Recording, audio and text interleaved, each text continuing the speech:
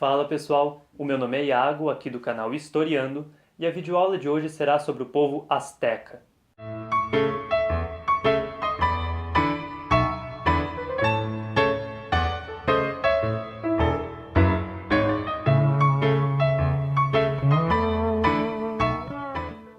Quando eu estava no colegial e estudei as civilizações chamadas de pré-colombianas, senti um pouco de dificuldade em localizar, entender quando começou uma, terminou outra, qual a estrutura social.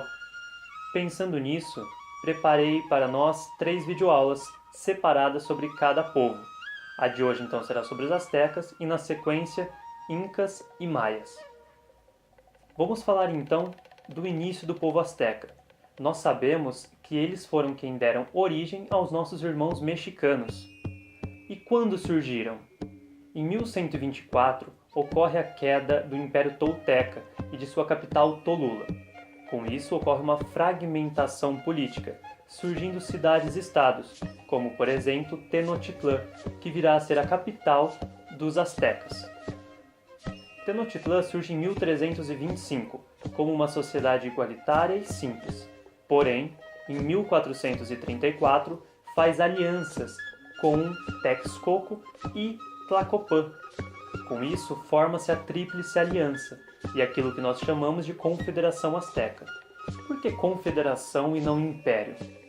Alguns autores preferem a denominação de confederação porque império pressupõe uma homogeneidade, e talvez isso não se aplique nesse caso. A partir dessa aliança, então, começa uma expansão militar, e submetem outros povos ao pagamento de impostos e, caso contrário, utilizam a força para isso, causando muitas inimizades, o que de forma acumulada irá culminar na queda desse império, quando chegam os europeus e se aliam a esses povos. Mas isso é um assunto para uma outra videoaula. Aqui temos uma ilustração da América, situando aonde ficava a Confederação Azteca, no atual México. E aqui uma ampliação de onde a capital Tenochtitlán se localizava, no lago Texcoco. Como se dava a estrutura social?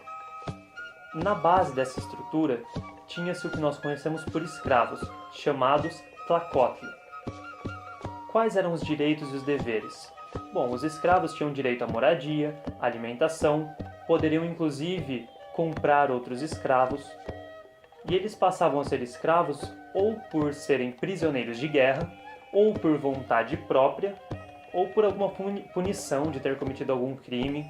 Então aqui nós abrimos o nosso conceito de novo do que é escravidão, assim como já vimos na videoaula sobre escravidão africana. Entendemos que não podemos de fato colocar todos os tipos de escravidão em uma única caixinha. Aqui os escravos também tinham direitos. Quem estava acima desses escravos? Era a população comum, aquela que trabalhava, pagava impostos, muitas vezes em forma de espécie, muitas vezes em trabalho, e eram chamados Maserhuali. Acima dos Maserhuali, tinha-se uma classe dominante, subordinada ao Estado, aquilo que nós conhecemos como a classe alta, denominada Pili. E acima dela só tinha 2 casos, o dos sacerdotes, que no caso eram 2, que representavam 2 deuses, e o Tlatoani, que traduzindo para a visão mais eurocêntrica seria um monarca. Porém aqui ele não era a representação dos deuses na Terra, ele era conhecido como o que fala. Por que o que fala? Pois seria o transmissor da palavra dos deuses para os homens, seria então um intermediário. Como se dava então a cultura? Um ponto importante é entender como esse homem, esse povo, lidava com a ideia de natureza e tempo. O calendário deles era cíclico. Diferente de nós que temos uma herança judaico-cristã e encaramos o tempo de forma linear. Para eles não. O ano era composto de 365 dias, assim como o nosso, se desconsiderarmos os anos bissextos. Porém, eram 18 meses compostos de 20 dias. E ao final de 52 anos se dava o final de um ciclo. e havia uma crença de que ao final do quinto ciclo, ou melhor, o quinto sol, como eles chamavam, haveria provavelmente uma catástrofe.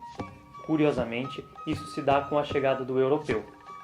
Misturado na cultura está a religião, e eles eram povos politeístas. O que são povos politeístas? Aqueles que acreditam em vários deuses. Isso demonstra uma relação também com a natureza, porque cada deus representava alguma face da natureza. Então, se preciso de boas colheitas ou boas plantações, eu faço oferendas, eu faço rezas para um determinado deus. Se eu preciso ir bem em batalhas, que ocorria muitas vezes, eu faço rezas a outros deuses. Como se dava o agrado aos deuses? Eles praticavam sacrifícios humanos, subiam ao topo das pirâmides e utilizavam os prisioneiros de guerra para sacrificar. Retiravam o coração e ainda batendo mostravam, por exemplo, ao sol e dedicavam ao deus que eles gostariam de agradar naquele momento. Isso era uma prática muito comum entre os astecas. Espero que vocês tenham gostado da videoaula. Quem puder curtir, compartilhar. E sigam também o Historiando no Instagram, historiando_Iago, e no Facebook, Historiando Iago. Obrigado pela atenção de vocês e até um próximo vídeo.